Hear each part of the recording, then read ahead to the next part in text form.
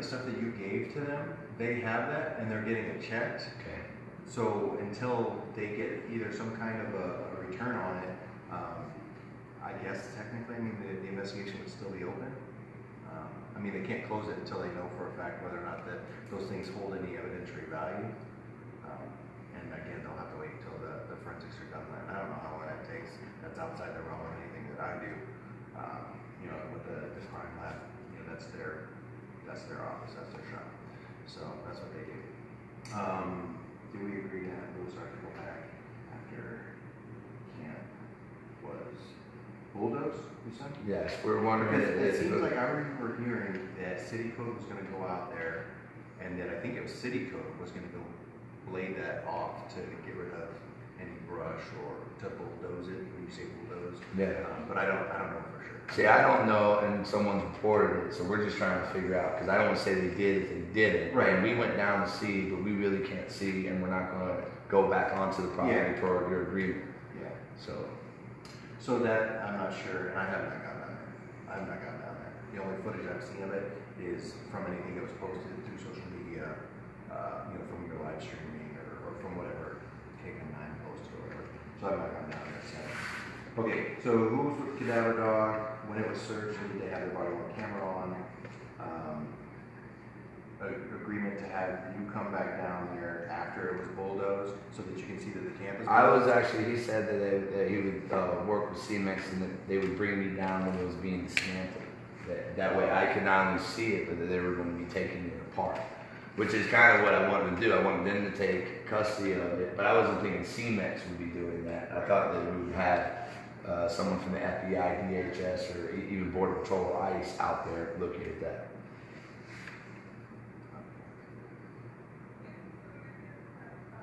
Now, Lieutenant Parker, honestly, with all what our group's done, you know we've been here in the city a long time. Do you see the way I'm operating right now? So you know I believe that that's exactly the opposite of what the government experts say there is. You guys understand? I believe that is a sex game. Yes. Okay. And do you think in your heart that I would go out and want to put forth all this effort if I didn't think that we can actually connect a huge bunch of dots and help and maybe try to intercede and interrupt this? Am I good at interrupting the dope trafficking and blowing up the entire system when we get in to pull the addicts off the streets like in the park? Are our tactics effective? Whether or not they're approvable, but are they effective? Do they actually First of all, I would say that they're not always approvable. Yes, and you and I have had many conversations about I understand. that I appreciate the fact that you want to provide a security service to a neighborhood, but I also agree that you can't be a vigilante, Yes. and that you can't be putting your hands on people, that a neighborhood watch, which is what you said that you wanted to do, would go out, see something that looks suspicious or criminal in nature, and then call the police to come and address that. That's not always been the way that it's gone. And again, like I said, I've told you many times, I don't want you guys to be a vigilante, but I do understand that you guys want to provide security. As far as the camp goes, honestly, having not been there, do I agree that you believe that it was a sex camp? I agree that you believe that.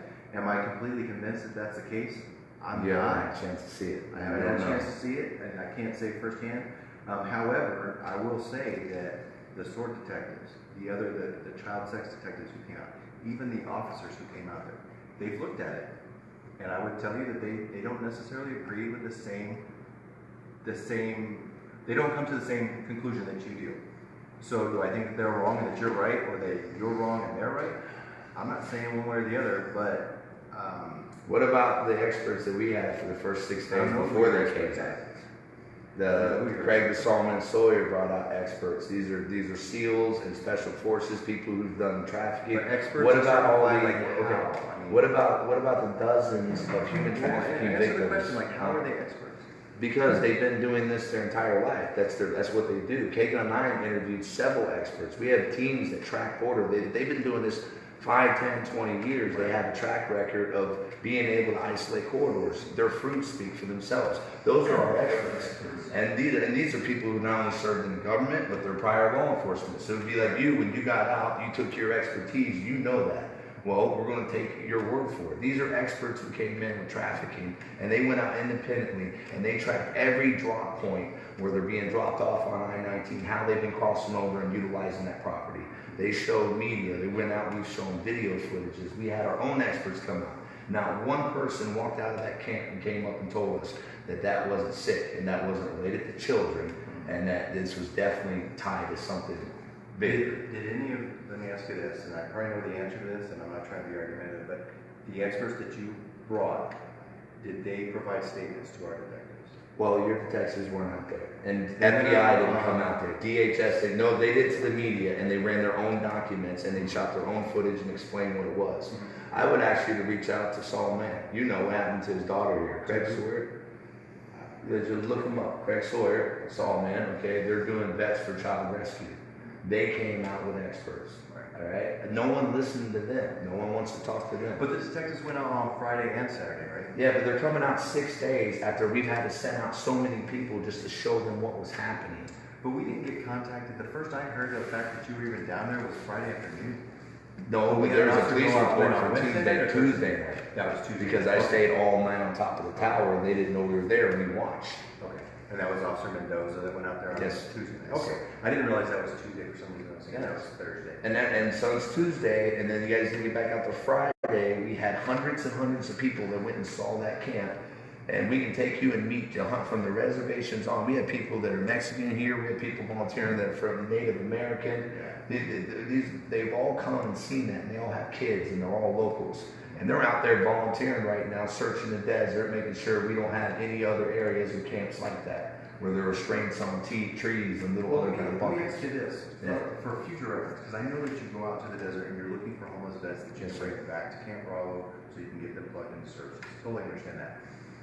But let me ask you this. If you thought that there was evidentiary value, do you see that there's a concern that you would bring hundreds of people through this camp that could potentially then now be destroying evidence that we might collect that might help us solve a case, if in fact this truly is a sex camp? Yeah, exactly. But when I make calls and TPD comes and they just take pictures at nighttime, and the officers were real nervous going down there too, and you can sense, and it's like, when I see that and then I see no action and I see an unsecured scene, and I stay up there for 11 hours and I see nothing going, but I see people coming and moving. That's not law enforcement. It's no one securing the scene. All right? And we're so serious. Why would I stay up 11 hours in a 200-foot tower all night watching over that scene if I didn't think it needed to be secured? Why would I call DHS? Why would I call Sheriff Napier? You need to get out here. We didn't want the federal government or any agencies after they refused to come out and help for 3 days. And after 3 days of me getting frustrated, what do? Fine, bye. Federal government, now you can't come. We want Sheriff Napier to come. He doesn't show up. Okay, you can't come. We reached out and begged. So I had no choice but make sure everyone saw it as soon as possible, because things like this, if they're tied to what we're believing they are with 100%, otherwise we wouldn't be doing this, then we want to make sure enough people see it before people can bulldoze a dirty secret, so to speak. And that's just honest, me being honest with you. But I'm saying, and that's my protection. From a crime scene point of view. Yeah, why wasn't you there 100 people through there? Then in my mind, what do I do damage at that point? Can be done. If I can't prove that this is what it is, and the police won't secure it, what do I do? But then again, I said, so were your experts there, and did they meet with detectives, talk to detectives? There was no detectives coming out. We were calling. We had people coming there all the time. Detectives did go out. That's what I'm saying. At the very end. Okay. But the experts didn't. They didn't. Not during all the time they were calling for help, and our experts were there. And if they could have sat down and talked, and maybe both sides would have talked together, there are some confusions related to that. Well, that's what I'm saying. So, were your experts willing to be available to give a statement? Oh yeah. Yes, they were. They were available. They're available now. And when you. So if you're watching this right now, you can have your guys talk. But if you, okay, did you provide their contact information to the detectives when they came out? There is no detectives that's come and even talked to me once. I have not had one detective come and talk to me personally. Detectives were there on Thursday, or Friday and Saturday, and they did not talk to me. Okay. Only one came up and talked to me was Captain Strader. We were on a live video. He came out and shook my hand. I told him my plan. I said, I'm taking my teams out and we're going to check the desert. So at any point in time during that whole week that you were there, did any of the contact information, the names of your experts was given to TPD so that we could follow up? No, because TPD wasn't out there. TPD didn't come out until And you know, as soon as they dug up that knife, and that wasn't a planned knife, and we're on a live video, and the next thing you know, state police takes over. They detain 2 of my guys for trespassing, even though they're on a public right of way outside of private property. You know, and that's illegal. You know, well, it's DPS. That has nothing to do with us. But the they, image, you know why they're called there, right? You know, I know that. But look, why were they called there? Huh? Why were they called there? Why was DPS called there? I don't know. Well, I just asked you. You said you knew. I don't know. DPS was called down there, as my understanding is because people driving south on 919 saw 2 dudes up on the billboard with ARs. So they went down there to 2 investigate. dudes on the billboard with ARs. Yeah. Yeah. There was no one ever up on the billboards. Okay. Just Well, my understanding, because again, I'm listening to this through the phone, is that they were up on this billboard, which is kind of what caught the attention, which is why DPS went down. Oh, okay. That's my understanding. But PD and the sheriff's and people were already down and they went down, and DPS still chose to detain those 2 guys that weren't up I on. don't have any power over whatever they do. That was my But can understanding. you say, okay, let's say that this is all just blown out and misunderstood, and it's just conspiracy, and there's no such thing as child sex trafficking and all this other stuff on a grand scale. Can you see how all these actions, the way they were taking the government's inaction and everything else, would lead all these people who believe this, that yes, something stinks? Can you look, just step back and look for a minute? Well, from my perspective, Okay. you called on Tuesday. Yes. You called the local authority, your government, your local government, and they responded. Yes. Okay. And then they left, and there was no one there to secure a scene that we said definitely children were trafficked in, definitely tied restraints. And they went through with the video and shot pictures. So they had our statement. With our statement, and we are the foremost experts. Who knows homeless camps better than me? We go out there, I found thousands of them. The city, when they're trying to track people down, who do they send out? They send out DOP. So you have the foremost expert in our city on homeless camps sitting there making a report to PD saying this is not a homeless camp, this is tied to sex trafficking, child pornography, and the cartels are using it too. And they take pictures and then they feel all creeped out and they leave, and that's it. They didn't even make us leave. And I told them I was going to stand up there and watch it. I said, you know, and they said a detective would be out in the morning, and no detective came the next morning. So then we started calling the federal government, and for 3 days we're blowing up their phones, and we're asking everybody to call and get out to secure the scene. That's how it went down. Okay? And that's not a homeless camp.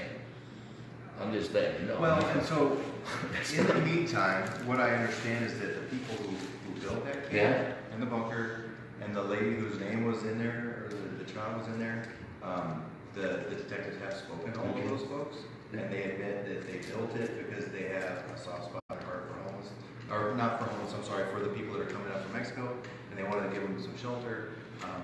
But it's my understanding that all of those people who either built the camp or have lived in that camp have been interviewed. Okay. And there's nothing. Is there an investigation that's still ongoing, or are they saying this is closed? That's why I'm Well, still no, wondering. as far as I know, it's still open because we've Okay. collected Because everything it is that you still gave open. us. Everything that you not gave us, everything. they have. Oh, okay, but everything that you have, they have. Everything that you gave us, we have and we're having forensically checked. Okay. So are you saying that there's more that you've not given us? There's stuff all over out there. I told Captain Schrader. I said we didn't. No one would come get it, so we've got stuff buried. We buried our own stuff out there. There's different clothes and shoes and stuff like that because no one would come get the evidence. If I had hundreds of clothings and toys and bracelets and earrings, why aren't we? That's why we got everything over at Bravo now. We're laying everything out so people we can have the footage go through, and any parent missing a kid, maybe that shirt matches their son, maybe those shoes matches their daughter, maybe that bracelet their aunt got them. You don't know unless we show the public what we have, and no one wanted to secure it. No one wanted to pull it out and say it. And the only way to know whether it is or isn't is to prove us wrong, and that's why we wanted the evidence out. We were fully confident if all this stuff would have got out, that the public would have been able to look at these items, and there's hundreds of them, that at least some mother or father or grand or brother, someone's going to notice their child. Well, let me ask you this, and I'm just asking because you're saying that you're an expert on homeless camps, and I've been to quite a few. I've been doing this for 20 years now. Would you say, is it fair to say that in homeless camps that you've been to that are now maybe abandoned or no longer being used, are full of old garbage and things that have been discarded and left behind? Oh yeah, definitely. Yeah, that's definitely. So it's entirely